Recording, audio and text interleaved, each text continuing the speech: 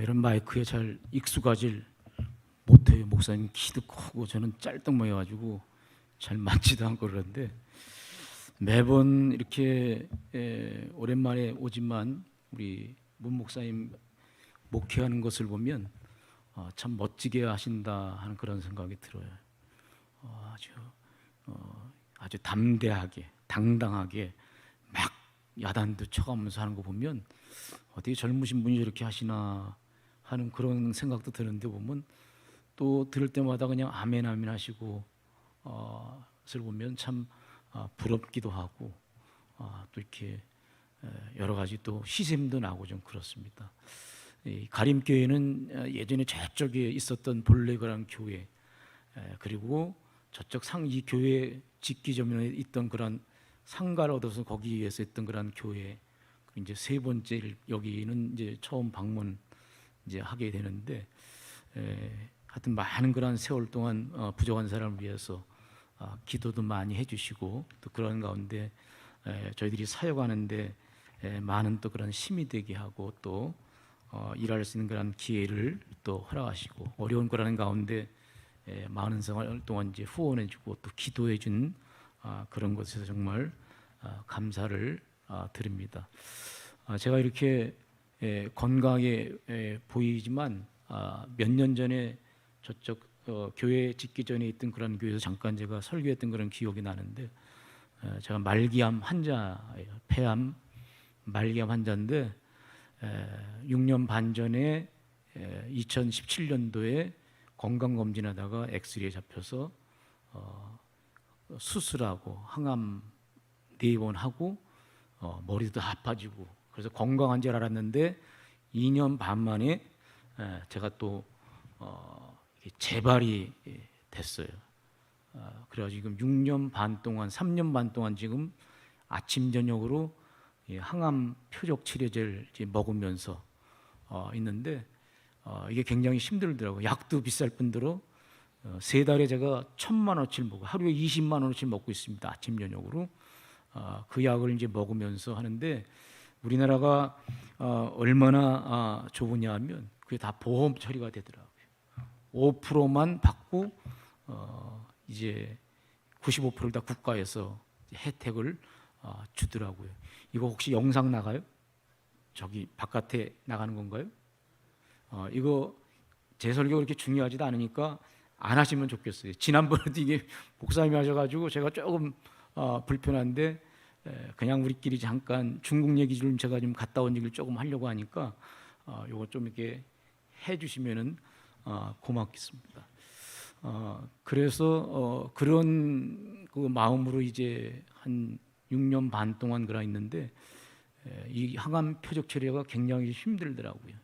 그래서 오늘은 좀 코로나 그 이후에서부터 지금까지 하나님께서 어떻게 인도해 줬는지 그걸 좀 이렇게 좀 간증하면서 그동안 하나님께서 어떻게 저희 가정을 인도해 줬는지 그걸 좀 이렇게 말씀을 나누면서 은혜를 받으려고 이렇게 합니다. 저는 그 재발이 됐을 때는 처음 이제 암을 얘기했을 때는 너무 당황되더라고요. 정말 아주 정직하게 깨끗하게 아주 선하게 열심히 일했는데 왜 나지라고 하는 게 그런 생각이 나서 하나님 좀 원망도 됐었어요.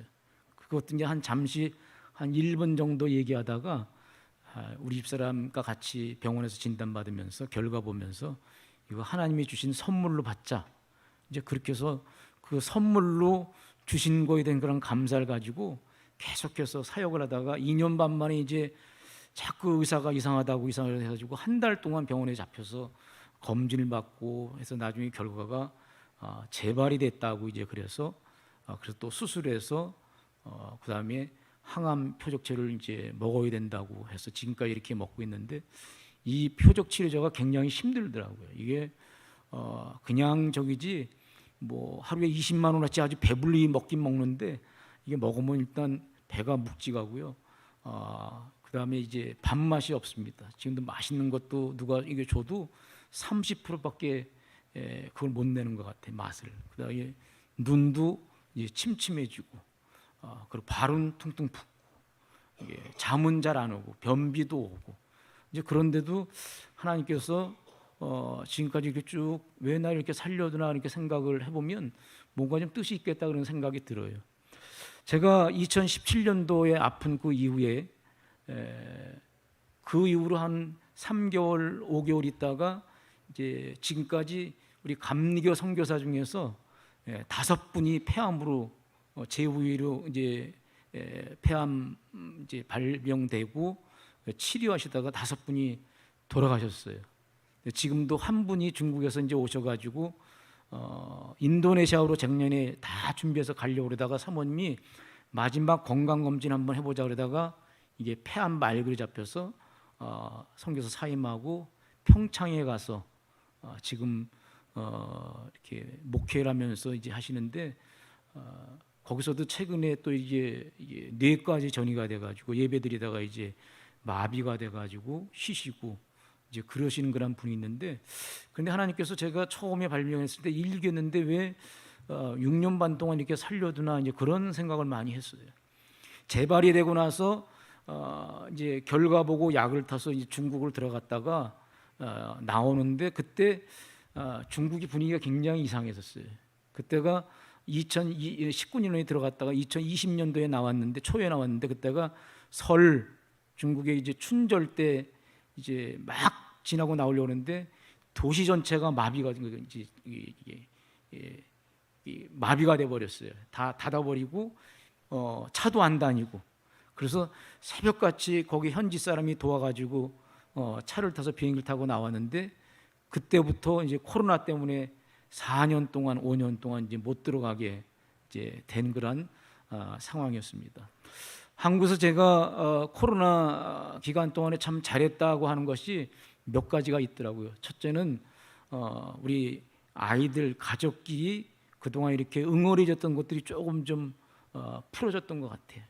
우리 아들 딸이 이제 운전해 주겠다고 우리 본교에서 예배드리고 잠깐 왔는데 저는 그냥 아버지로서의 부모로서 역할을 잘했다고 생각했어요. 그래서 아이들이 미국에서 공부하고 장학생으로 갔다 오고 뭐해서 좋은 그런 직장도 갖고 다 잘하는 줄 알았더니 나중에 그 코로나 때 같이 얘기하고 이렇게 하다 보니까 아이들이 그건 아니었던 것 같아요. 가지고 있던 응어리들, 선교사들이 가지고 있던 그런 답답한 것들 이런 것들이 얘기하면서 하나하나 이제 그 해갈이 되기 시작을 했어요. 그래서 어떤 때는 우리 아이들도 있지만 생각날 때마다 내가 아이들한테 과거에 이러이러한 분했던 거를 생각날 때마다 미안하다고 사과하고 이런 식으로 해서 조금 이렇게 가족이 이제 좀 소통하고 말이 통하는 이제 이런 시기가 왔던 것 같고 두 번째로 제가 잘했던 것은 중국에서 나와가지고 2020년도 나와서 몇 개월이 지났는데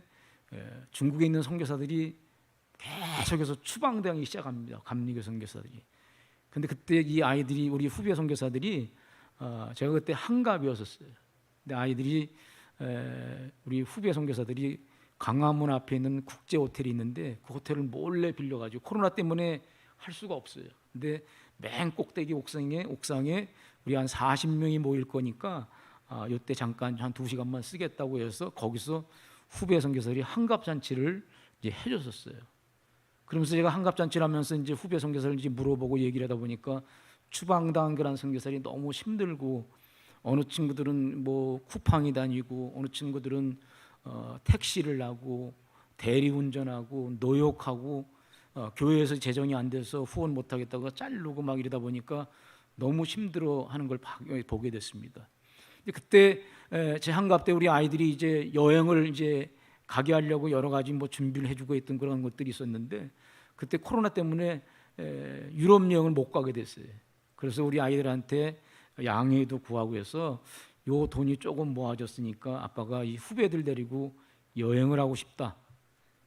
그래서 한 1,800만 원을 저희들이 있던 돈 내놓고 아시는 분들한테 돈을 좀 이렇게 후원 좀 해달라고 하고 그 당시에 내가 문은수 목사님한테도 이제 부탁을 드렸더니 그래도 한 180만 원과 200만 원을 보내왔던 그 기억이 나는 것 같아요. 어느 분이 이야기했더니 새벽에 이렇게 100만 원 주셨다 뭐 이렇게 해가지고 모아서 그걸 이제 보내주고 한 1,800만 원을 모아준 걸 가지고 3박 4일 동안 남해로 여행을 다녀왔어요. 18가정이 그땐 버스가 안 되니까 자기 차 가지고 단체 카톡을 만들어서 어디서 만나자 그래서 만나고 먹고 얘기하고 예배드리고 헤어지고 이런 식으로 해서 3박 4일 동안 여행을 했는데 이 우리 후배 선교사들이 지금까지 가장 자기들이 사역하는 중에 가장 평안하고 좋은 그런 여행이 됐다.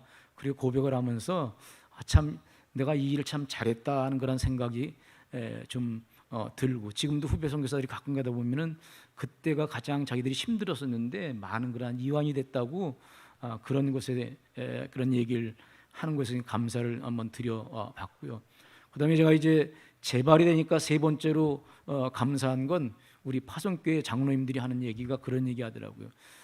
이 코로나는 아마 선교사님을 위해서 다른 사람한테는 미안하고 전 세계적으로 미안하지만 선교사님이 쉴 수 있는 그 쉼을 얻을 수 있는 그러한 시간이 아니었나, 그런 얘기를 하더라고요. 그래서 선교사님 성격이 금방 또 들어가고 할 텐데 그렇게 다 막아놓고 못 들어가게 하는 그것을 보게 되면 하나님께서 쉴 수 있는, 쉬게 할 수 있는 그러한 시간이 아니었나 이렇게 얘기를 하는데, 들어보니까 정말 그런 것 같아요. 그러다 보니까 이제 세월이 4, 5년이 이렇게 훌쩍 지나갔습니다. 그러면서 우리 교회 목사님과 장로님들이 얘기하기를 이제 중국에서 한 30년 동안 할 거 다 했으니까 이제 그만 가시고 사무실을 내주니까 교회에 있든지 아니면 만약에 갈 거면 더운 지방으로 갔으면 좋겠습니다. 이제 그렇게 얘기가 돼서 제가 우리 담임 목사님이랑 파송교회 장로님들이랑 얘기를 해서 제가 그럼 더운 지방으로 가겠습니다. 그런데 신부는 중국 선교 신분으로 가게 해달라고 그렇게 얘기를 했어요. 지금도 중국에서 추방당한 선교사들이 많아가지고 감교육 교단에서는 중국 선교사들 아직까지 5년 동안 어느 나라에 있든지 5년 동안 중국 선교사 신분으로 들어가 있어요. 그래서 2021년도에 저희들이 태국에를 한 달 동안 리서치를 다녔어요. 쭉 다니면서 우리가 어디에 있으면 좋겠나 이거 찾아다니는데 중국에서 추방당한 대부분의 선교사들이 태국에 많이 들어와 있더라고요. 방콕에 있고요, 파타야에 있고, 치앙마이, 치앙라이에 있고, 이런데 보니까 중국에서 그냥 너무 많은 그런 선교사들이 떠밀려 오니까 거기 현지에 있는 그런 선교사들, 원래 태국 선교사들이랑 중국에서 온 그런 선교사들이 갈등이 생기면서 이게 굉장히 막 복잡해지고 그러더라고요. 그런데 저희들이 그렇게 한 달 동안 타지면서 돌아다녀서 이제 찾은 것이 지금 우리가 정착한 코라시라고 하는 도시인데 거기는 인구는 300만이고 태국에서 두 번째로 큰 도시예요. 그런데 한국 사람이 100명이 안 됩니다. 선교사도 전부 다 해서 18가정밖에 안 되고, 근데 100명 인구 중에 100명이라고 한국 사람 중에 그 중에 3분의 2가 선교사고 그냥 조그만 중소기업의 주재 상사로 오신 분들이 해가지고 해서 보니까 아이들까지 한 100명 정도가 되는데 일단 한국 사람이 없어서 너무 좋더라고요. 그래서 뭐 선교사가 좀 이런 데 와서 좀 해야 되지 않겠냐 그래서 거기에 이제 정착을 이제 하게 되면서 한국에 와서 보고하고 제가 이 코라시라는 데로 들어가겠습니다.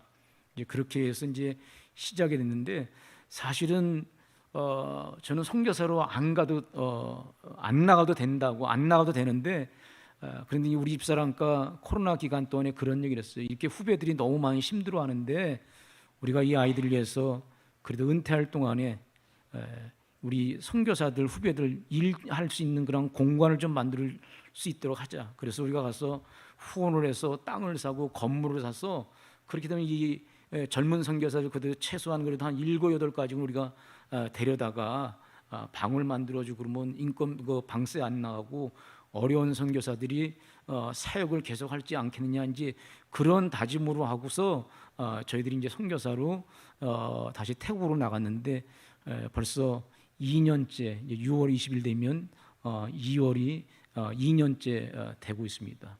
하나님이 그런 가운데 아주 여러 가지 많은 것을 통해서 일들을 하나 이렇게 만드는 것을 봤습니다. 제가 중국 들어갔다가 조금 전에 말씀드린 대로 금요일 날 나왔어요. 한 거의 4년 만에 만 4년 만에 들어간 것 같은데 전혀 중국에 들어갈 그런 계획이 없었는데 중국의 그 상해에 우리 목사님도 와서 신학교에 강의했던 거기에서 일이 너무 많고 너무 힘든데 좀 왔으면 좋겠다. 그렇게 해서 급하게 비자를 만들어 가지고 지금 한국에서 비자 만들기도 굉장히 힘들어요. 거의 한 열흘 정도 걸리고요. 대사관 가서 지문을 또 다 찍고 와야 되고요. 1차 서류 심사해야 되고요. 그게 다 통과된다면 나중으로 지문 찍어서 비자 만드는데 비자도 한 사람 앞에 한 25만 원이 이제 들고 이렇게 해서 어렵게 해서 이제 중국을 들어갔는데 근데 우리 가족도 그렇고 주위에 있는 그런 많은 그런 우리 추방당한 그런 선교사들도 그렇고 들어가지 않았으면 좋겠다고 어떻게 될지 모르니까 안 들어갔으면 좋겠다고 그래서 일단 저쪽이 이제 급하니까 우리 교회에서도 좀 조심했으면 좋겠다고 얘기를 하는데 그리고 사역자니까 일단 저쪽 상해가 급한데 한번 좀 가봤으면 좋겠다. 그래서 급하게 이제 가면서 혹시 잡혀서 무슨 조사나 받을 것 같아가지고 제가 항암약을 2달치를 준비해서 갔어요. 괜히 또 가는 건 한 12일 정도 일정으로 갔는데 거기서 혹시 잡혀서 무슨 일을 당하지 않을까 걱정이 돼서 가서 2달치 약을 가지고 이제 들어갔는데 처음에 상해 18일 날 지난 18일 날 그러니까 언제 18일인가 제가 이제 들어갔는데 들어갔다 26일 날 나왔는데 상해에 도착했는데 역시 심사를 많이 물어보더라고요. 세워놓고 이제 너 중국 사람인데 한국 사람으로 기여한 거냐?서부터 해서 질문을 막 하고 해가지고 그런 얘기를 하는 게 다 알고 있는데 이제 내가 그랬어요. 원래 그 천진에서 회사원으로 이제 부사장으로 있다가 코로나 맞이하고 그래서 이제 중간에 그러니까 나이가 돼서 자동적으로 이제 은퇴하게 되고 그래서 이제 4년 만에 중국이 그리워서 왔다고. 그래서 이제 한참 이렇게 하다가 보고서 한 5분 만에 이제 통과가 돼서 이제 상해 땅을 들어갔는데 사실 저는 중국 들어가기 전에 밤잠을 못 잤어요. 여러분들 그 고향에 대한 그런 향수를 아시는지 모르겠어요.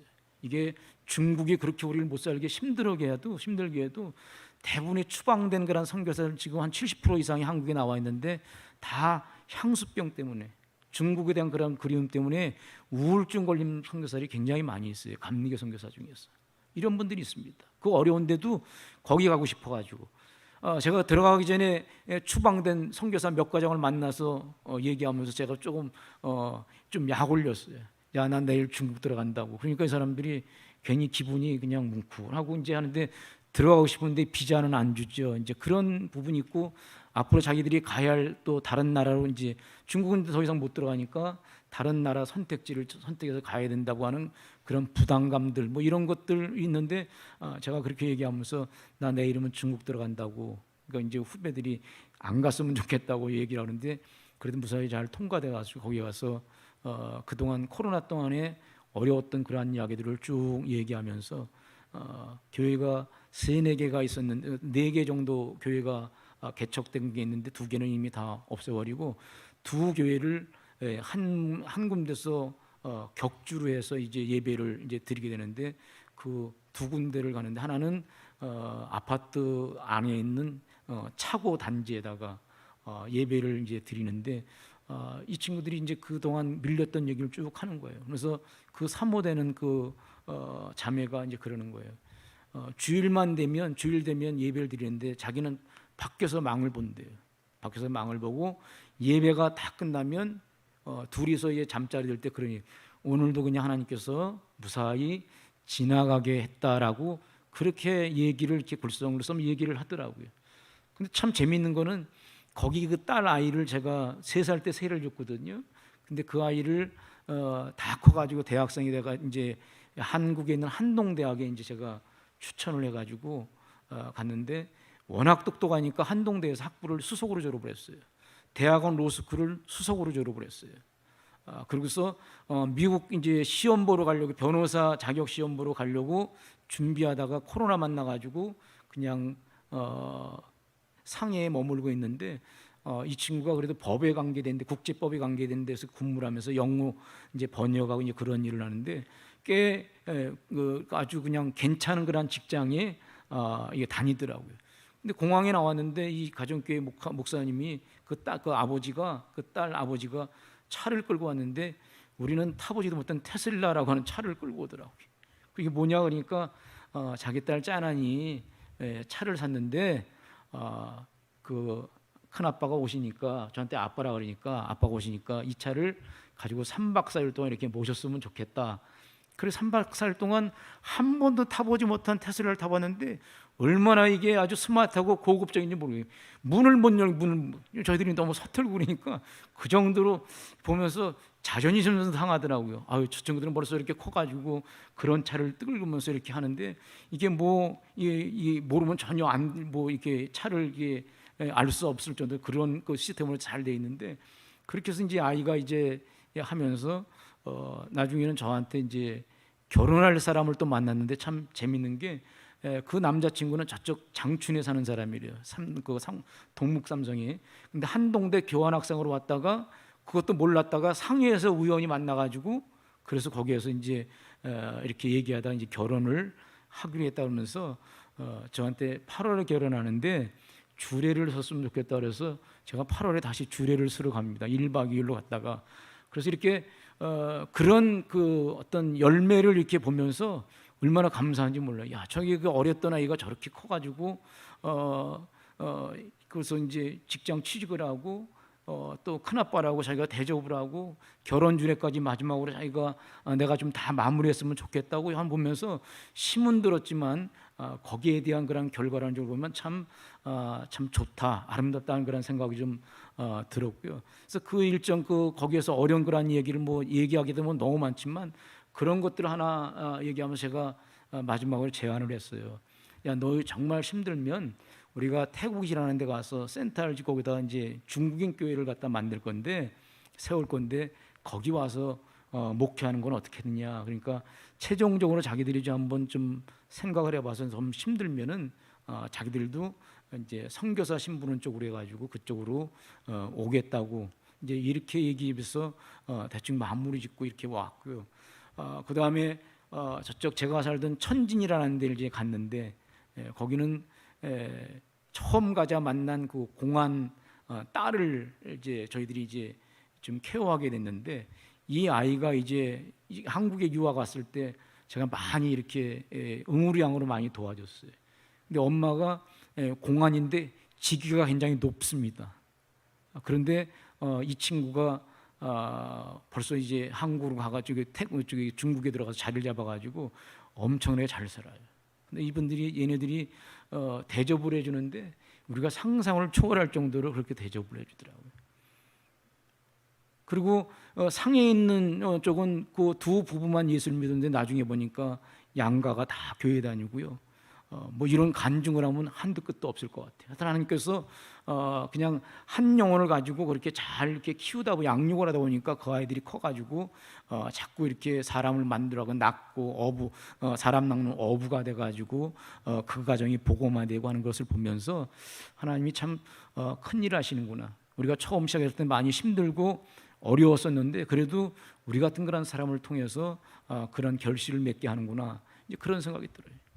저쪽 광동에 가서는 제 친구 목사랑 이제 한인 목회하니까 이제 거기서 한 3박 4일 동안 자면서 그런 얘기를 했어요. 같이 교회에서 주일 설교하고 그 목사니까 이제 대화를 하면서 그런 얘기를 했어요.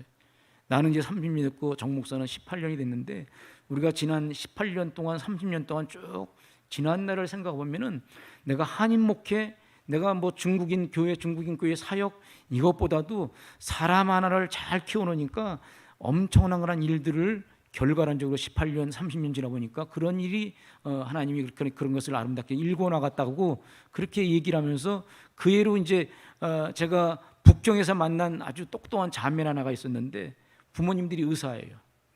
그래서 끝까지 너무 똑똑해서 이제 그 친구를 갖다가 몰래 만나서 가르치고 이렇게 하면서 너무 머니까 강주에 있는 그 지금 소개한 그 한인교회 목사를 소개시켜서 얘를 좀 잘 좀 양육했으면 좋겠다.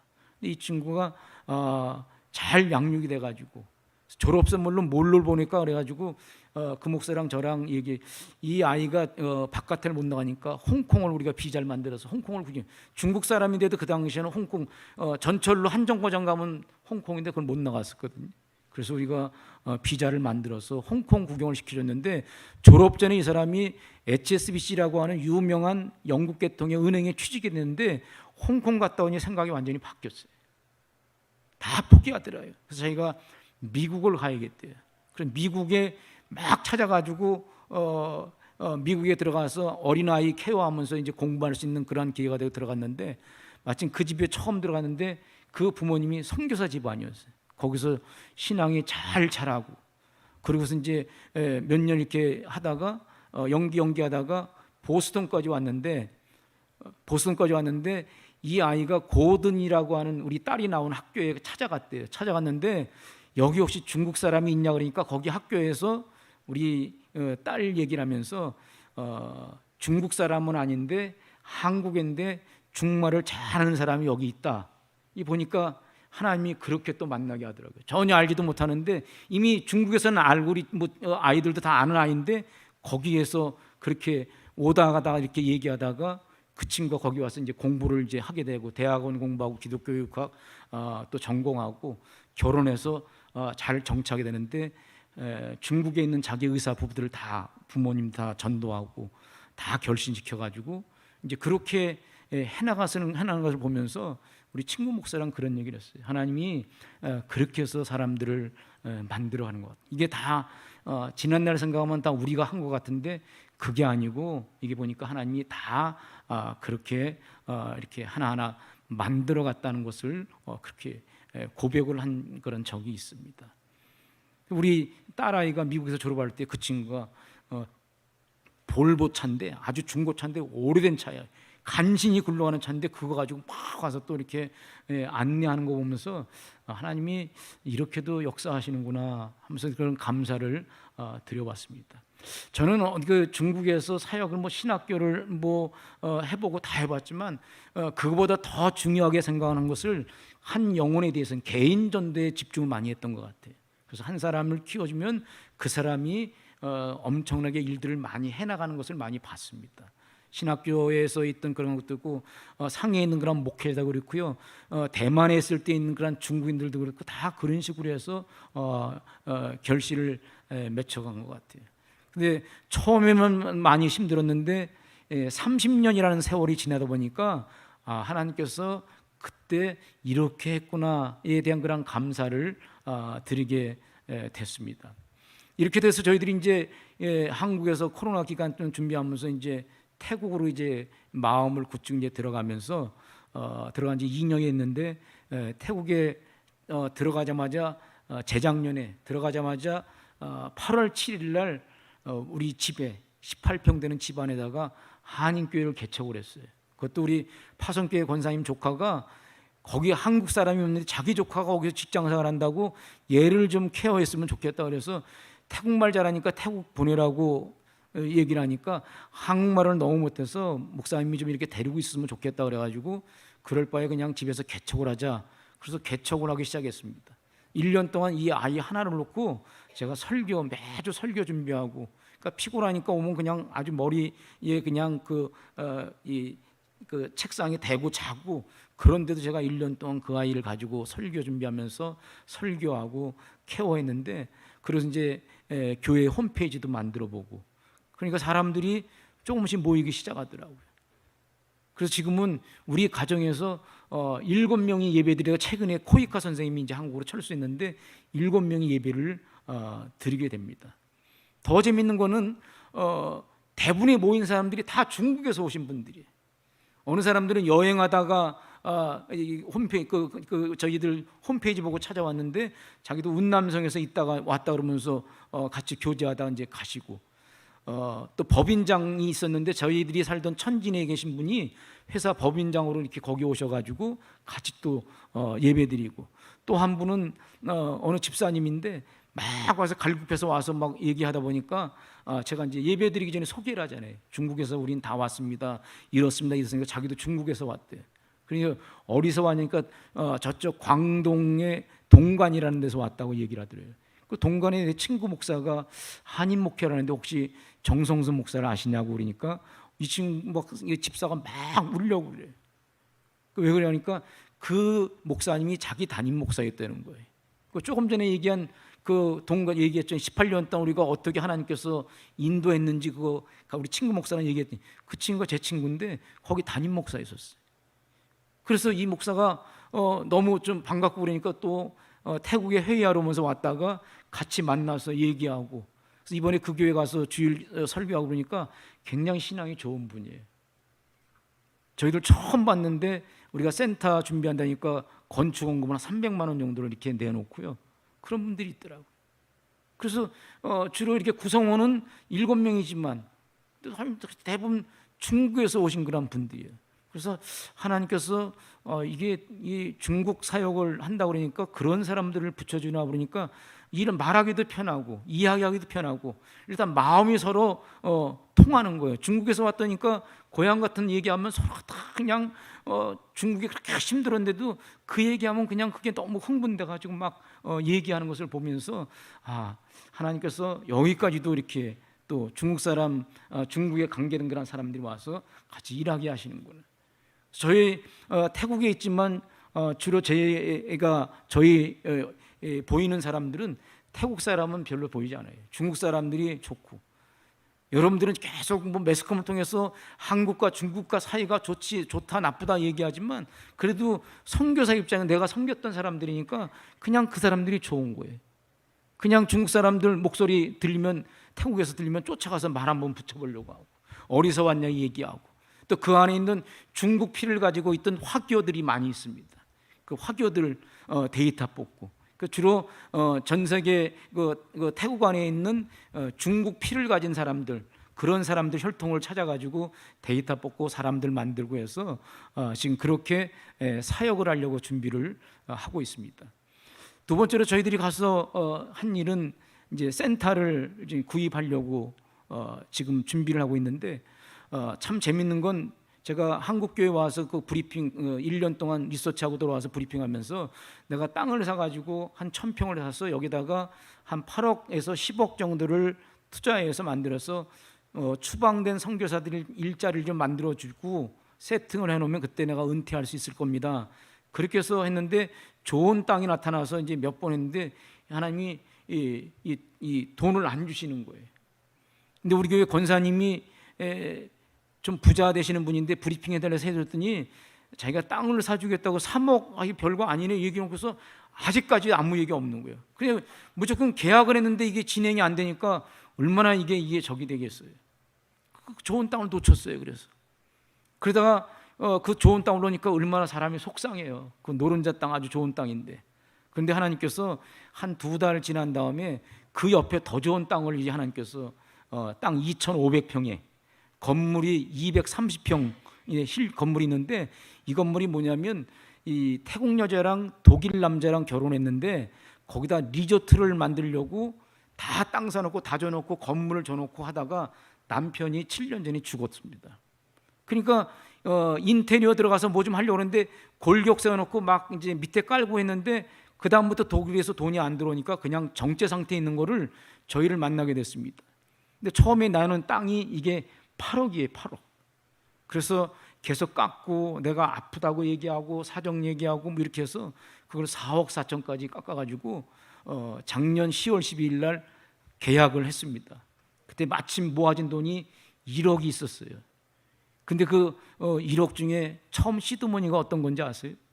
제가 이제 해병대 동기가 있는데 이 두 가정이 울산에 살아요. 아주 불교 신자들이에요. 중국에도 와서 여러 번 교제도 하고, 우리 아들이 미국에서 이제 방학 때 오면은 울산 내려가면 다 거기서 뭐 비행기 태워주고 먹여주고 재워주고 보내고 아주 절친한 그런 친구들이에요.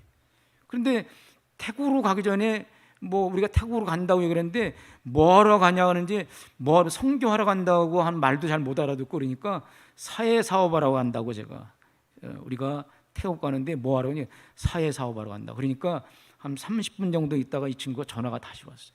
야, 그 사회사업이 뭔지 모르지만 나도 동참하면 안 되냐? 그래서 그거는 불심이든 예수심이든 똑같은 거, 좋은 일하는 거가 다 괜찮다고. 그러고서 이 친구가 3천만 원을 보내왔어요. 2년 전이래. 그 사람이 뭐라고 저한테 그렇게 하겠습니까? 좋은 일 안 되니까 그러니까 어떤 때 보면 크리스찬보다 더 나은 그런 불교 신자들이 있는 것 같아. 그 친구가 3천만 원이 돼가지고 시드머니가 돼가지고 그 돈이 1억이 만들어져서 있는 돈을 가지고 1억을 주고 계약을 하고 작년 12월까지 해서 중도금을 해서 2억 4천까지 지불하고 이제 5월까지 이제 2억을 지불하면 그 땅이랑 그 집이 저희 이제 법인 소유권으로 이제 넘어오게 됩니다. 제가 우리 교회에다가 브리핑할 때 그런 얘기를 했어요. 저는 이 땅을 사고 건물을 사면 반드시 법인을 만들겠습니다.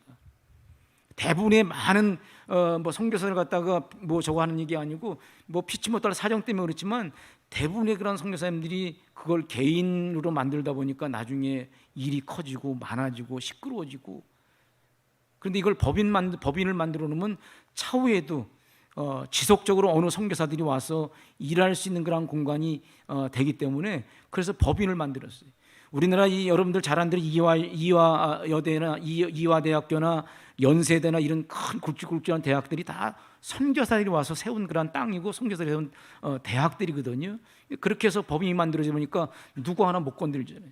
그래서 그런 목적으로 해서 법인을 만들어 놨어요. 그러니까 누가 와도 내가 은퇴해서 가더라도 바로 인수해서 인계해서 쓸 수 있게끔 그런 식으로 해서 이제 법인 만들어서 지금 준비를 하고 있는데, 이제 5월 달까지 이제 2억을 이제 잔금을 치르면 이제 저희들 소유권 넘어오고 거기에다가 이제 인테리어를 좀 한 2억 들여서 이제 하게 되면 급한 대로 저희들이 사역하는데 쓸 수가 있을 것 같습니다.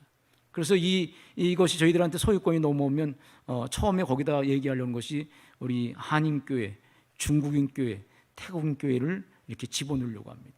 그리고 그 안에 여기 우리 카페가 있는데 큰 카페를 해서 선교사들이 운영해서 좀 자립 좀 되게 하고, 또 한국 문화를 좋아하니까 문화원 같은 것도 만들고 거기에 중국어, 영어, 태국어도 가르치고 한국어 가르칠 수 있는 그런 학원도 만들어 놓고 해서 2,500평 땅에 10년 동안 그런 플랜을 세워서 거기다가 좀 준비해서 일을 하려고 계획하고 있고요. 그다음에 선교사들이 안식년하면 갈 데가 별로 없는 것 같아서 그래서 거기에다가 선교사들이 쉴 수 있는 그런 공간도 만들어 놓고 또 태국인들이 와서 쉴 수 있는 그런 공간도 만들어 놓고 해서 이런 부푼 꿈을 가지고 일을 하는데, 처음 시작될 때 태국에 있는 많은 그런 선교사들 또 한국에 있는 많은 그런 분들이 많이 말렸어요. 선교사님 지금 나이가 몇 살인데 자꾸 그 일을 그렇게 크게 일을 벌이냐고, 태국에 있는 후배들은 정신이 좀 없으신 것 같다고 막 그렇게 얘기들 하는데, 그래도 한번 믿고 한번 해봤어요. 믿었는데 전혀 하나님의 방법은 생각지도 않은 그런 분들한테 이제 재정이 이렇게 후원이 되는 걸 봤어요. 제가 지금 한국에 나온 지 이제 한 달 좀 되는데 그래서 중국은 급한 일 때문에 사실은 이쪽 일이 더 급한데 중국이 더 급하다니까 중국을 들어가는데 거의 한 400 정도를 400, 500 정도 이렇게 돈을 주고 들어갔다 온 것 같아요.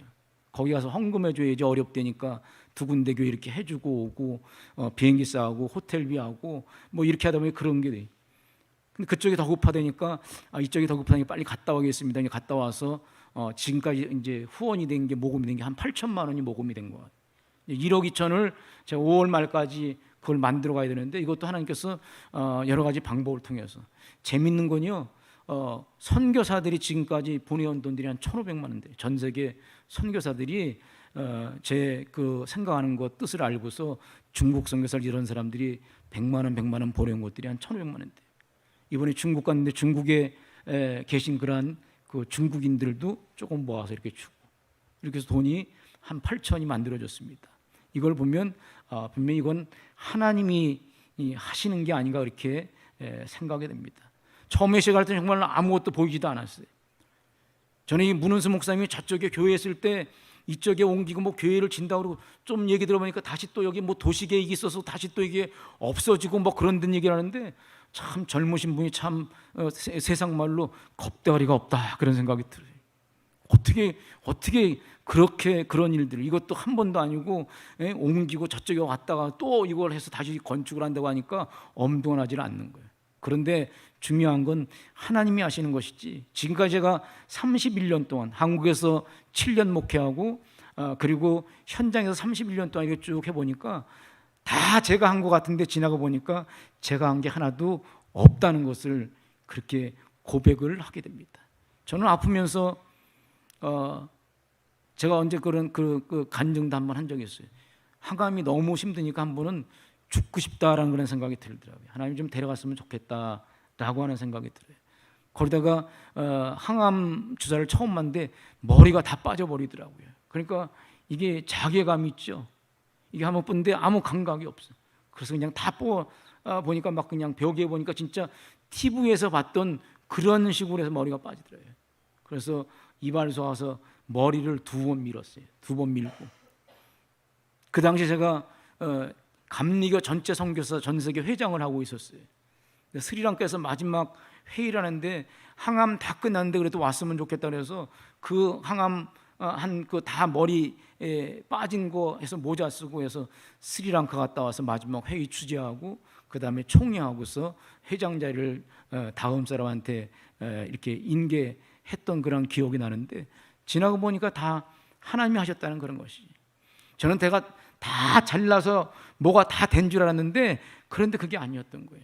회장이 된 건 제가 후배들한테 인기가 좋아서 사람 댐댐이가 돼서 저는 그렇게 해서 회장이 됐는 줄 알았어요. 그런데 보니까 그것도 아니에요. 아프고 나니까 가지고 있는 그런 어떤 그 교만들, 가지고 있는 그런 어떤 이게 다 필요가 없어요. 돈 아무것도 필요 없어요. 가끔가다 사람들이 우리 한국 사람 우리 신앙인들이 얼마나 좀 이렇게 어리석으냐면 저는 아프면서 가끔가다 그런 준비를 하고 있어요. 이제 미래를 위한 거라는 계획을 하는 것도 좋지만 죽을 수 있는 죽는 준비도 해야겠다는 그런 생각이 들어요. 갑작스레 제가 왜 이런 말씀을 드리냐면 몇 년 전에 그 TV에 보니까 방랑 요리사가 있더라고요. 길거리 다니면서 풀 뜯어가지고 요리해주고 연예인들과 1대1로 이렇게 반찬을 해주는데 기가 막힌 사람이에요. 저보다 3살 4살 많은 분이에요. 근데 코로나 그 중간에 몇 년 전에 돌아가셨어요. 임지용가 이름이 그런 분이에요. 근데 그분이 자다가 그냥 돌아가셨어요. 그래서 이런 걸 가끔가다 중간에 사람들이 자다가 이제 죽는 것을 보면서 참 사람이 어리석기는 자꾸 지금 열심히 일해서 미래에 대한 그런 계획을 해서 미래를 어떻게 살 것인가 해가지고 응급비나 그 은퇴 기금을 자꾸 들고 얘기하는데 그게 하지 말라는 게 아니고 한편은 우리가 나면서 죽을 수 있는 그런 준비도 해야 되지 않나 그렇게 생각이 돼요. 선교사 대회 때 2년째마다 선교사들 2년 안에 돌아가신 분들 추모 예배를 드립니다. 제가 추모 예배 때 그런 설교를 했던 그런 기억이 나요. 그래서 그때 후배들한테도 그런 얘기를 했어요. 우리가 사역도 열심히 하지만 우리가 살아있는 것에 대해 감사를 드려야지만 그러나 우리도 앞으로 이런 분들처럼 다 죽어야 되는데 죽을 수 있는 그런 준비도 해야 되지 않냐.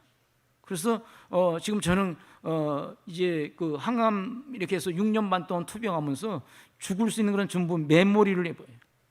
메모를 해봅니다. 그리고 우리 집사람은 피곤하다 그러는데 저는 가능한 한 눈에다가 좋은 것들을 많이 집어넣으려고 해요.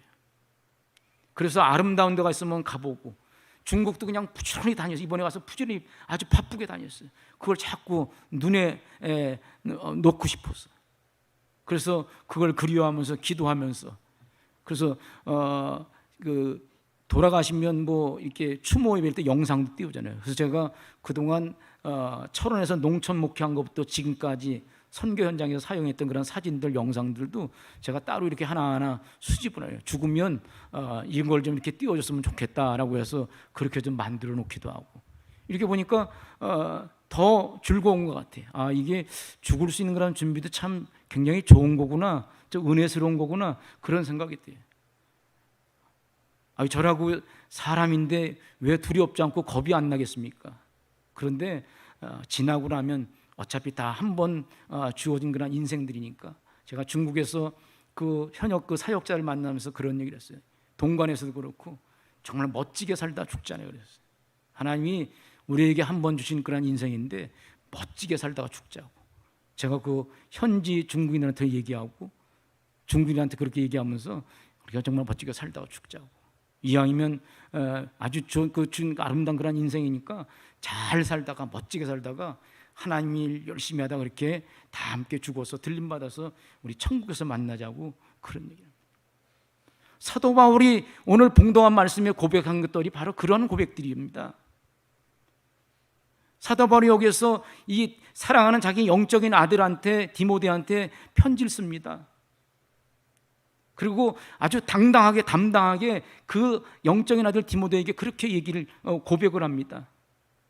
내가 선한 싸움을 잘 싸웠다고 얘기를 해주고 있지. 달려갈 길을 다 달려갔다고 얘기를 해주고 있습니다. 그리고 믿음을 지켰다고 그렇게 고백을 해주는 사도 바울의 모습을 볼 수가 있습니다. 이걸 보면서 나도 그런 고백을 했으면 좋겠다는 그런 생각이 들어요. 관제와 같이 다 부어서 이제 하나님으로 앞으로 나갈 날이 다가왔다고 얘기하면서 그런 고백을 해주고요. 이 관제라고 하는 건 얘기는 그런 겁니다. 제사를 다 드린 다음에 마지막으로 포도주를 부어서 제사를 마무리 짓는 그런 것이, 이 얘기는 뭐냐면 사도 바울이 전적으로 예수 그리스도를 위해서 다메섹 도상에서 예수 그리스도를 만난 그 이후에 정말로 예수 하나님을 위해서 최선을 다하고 예수 그리스도를 위해서 희생하고 헌신하는 그런 엄청난 일을 담당하게 잘 감당했다고 자기의 영적인 아들 디모데에게 고백하는 그런 모습을 볼 수가 있습니다. 사도행전이나 고린도서 보면요, 이 사도 바울이 다메섹 도상에서 예수를 만난 그 이후에 복음을 전하려고 했을 때 많은 사람들이 사도 바울이 복음을 전하지 못하게 방해를 합니다. 사도행전 보면은 유대인들이 40명을 만들어서 특공대를 만들어서 이 사도 바울을 죽이려고 합니다. 고린도전서에 보면은 사도 바울이 하나님의 말씀을 선포하고 전할 때 얼마나 많은 고난과 핍박을 받았는지 모른다, 그렇게 고백을 해주고 있습니다. 그리고 유대인들이 이 사람은 사도가 아니라고 하면서 복음을 전하는데 장애가 되고 힘들게 했습니다. 그런데 사도 바울은 한 번도 흔들림 없이 자기 그런 주어진 역할을 잘 감당했던 그런 모습을 볼 수가 있습니다. 그래서 이 사도 바울이 사랑하는 아들 디모데에게 그렇게 고백하는 것입니다. 내가 선한 싸움을 잘 싸우고 달려갈 길을 다 달렸고 내가 믿음을 지켰다고 그렇게 고백을 해주고 있어요. 8절에 보니까 사도 바울이 그런 얘기에, 내가 왜 이런 고백을 하냐, 당당하게 얘기하면서 내게 좋은 그런 상급이 있다고 얘기를 합니다. 그런 상급이 있었기 때문에 내가 이 일을 위해서 최선을 다했다고 하는데, 이 상급이 나뿐만 아니고 예수 그리스도를 잘 섬겼던 그러한 분들에게, 모든 사람들에게 똑같이 그렇게 될 것이다, 그렇게 고백을 하면서 이제 마무리 짓는 그런 모습을 볼 수가 있습니다. 더 재밌는 것은요, 우리가 봉독한 말씀 그 뒷절 9절에서부터 쭉 보게 되면 사도 바울이 디모데에게 계속 얘기합니다. 야, 네가 좀 빨리 왔으면 좋겠다. 빨리 오는데 겨울이 오기 전에 왔으면 좋겠다. 그리고 사도 바울이 계속해서 얘기합니다. 그동안 자기랑 함께 했던 그런 동역자들을 소개합니다. 처음에 거기 소개되는 사람이 데마라는 사람이 소개돼요. 데마는 사도 바울을 잘 섬겼던 사람이에요. 하나님을 잘 섬겼던 사람이에요. 정말로 하나님을 위해서 희생하고 헌신한 그런 사람인데, 어느 날 갑자기 세상이 좋아서 세상으로 빠져버리고 예수를 등지고 세상으로 빠져나갔다면서 그렇게 해서 아쉬워하는 그런 모습을 보게 됩니다. 그리고 마가라는 사람도 거기 등장하는데, 마가라는 사람은 어떤 사람이에요? 1차 전도여행 끝나고 2차 전도 선교여행 가기 전에 이게 의견이 안 맞아가지고 헤어지기 시작합니다. 그런데 사도 바울이 이 디모데한테 얘기하기를, 야, 네가 나한테 올 때 마가도 함께 데려왔으면 좋겠다. 마가도 내게 유익한 사람이라고 그렇게 고백을 합니다. 그러면서 자기가 함께 했던 그런 동역자들을 하나하나 소개하면서 마지막으로 자기 옆에 남아있는 것이 누가다, 그런 얘기예요. 그때 몸이 좋지 않으니까 누가가 의사 아니에요. 계속해서 사도 바울을 케어하고 관리해줬던 그런 분입니다. 이렇게 장장하게 많은 자기가 함께 했던 그런 동역자들을 소개하고 했던 것들은 뭐냐면, 새로운 앞으로 사도 바울이 디모데를 만나서 새로운 그런 계획을 하려고 하는 것이, 새로운 일들, 새로운 하나님의 일을 하려고 하는 것이 아니고 이 사람이 죽을 준비를 하는 것이에요. 그래서 자기랑 한 맺혔던 사람들, 자기랑 사이 좋지 않았던 그런 사람들, 이것을 하나하나 정리해 나가는 그런 모습을 볼 수가 있습니다. 사도 바울이 그래요. 우리들도 신앙생활 하면서 가능한 한 이렇게 사람과 적이 안 되고 미워하지 마시고 힘들어하지 마시고 사람 때문에 갈등하지 마시고, 어느 선교사가 하니까 선교 보고도 이상하게 한다 얘기해. 우리 목사님 설교가 너무 길다고 얘기하지 마시고, 그냥 주어진 곳에서 최선을 다하다 보면 하나님께서 여러 가지를 통해서 역사하지 않나 그렇게 생각이 돼요. 사도 바울의 고백이 여러분들이 고백이 되시기를 주님의 이름으로 축원합니다.